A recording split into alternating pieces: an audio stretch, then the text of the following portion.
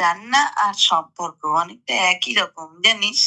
আচ্ছা, আজকে চিকেনের ফিশ ফ্রাইস বানাচ্ছি। এর সাথে সম্পর্কের কি মিল পাচ্ছ বলো তো? ভেবেই দেখ না, এই রান্নাটা করবি ভেবে সব কাজের মাঝে সময় বের করে বাজার থেকে গিয়ে প্রয়োজনীয় জিনিসগুলো এনেছিস তো?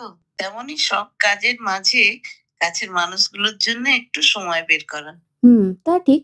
এই যেমন রান্নায় গাজর, আলু, বিনস, পেঁয়াজ, ডাল, মশলাপাতি বা মাংস সঠিক পরিমাণে দিতে হবে, তবেই স্বাদটা ভালো হবে।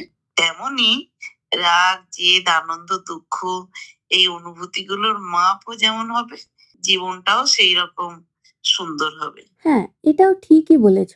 লঙ্কা তো ঝাল হবেই, তবে সেটা যদি পরিমাণ মতো না হয়, তো ব্যাস, ঝাল হবে এরকম যে খাওয়াই যাবে না। এই যে প্রথমে একটু মাংসটা বেশিক্ষণ ভেজে, সবজি মশলাপাতি ভেজে, গোবিন্দভোগ চাল আর জল দিয়ে ঢেকে দিলি। এবার ধৈর্য ধরে থাকতে হবে যতক্ষণ না চালটা সিদ্ধ হয়।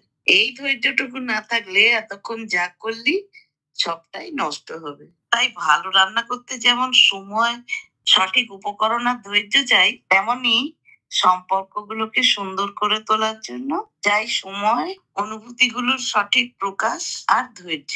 ঠিকই বলেছ। সবটা ব্যালেন্স করতে জানলে চিকেন ফিশ ফ্রাইসের মতোই সম্পর্কগুলো সহজ আর সুন্দর হবে।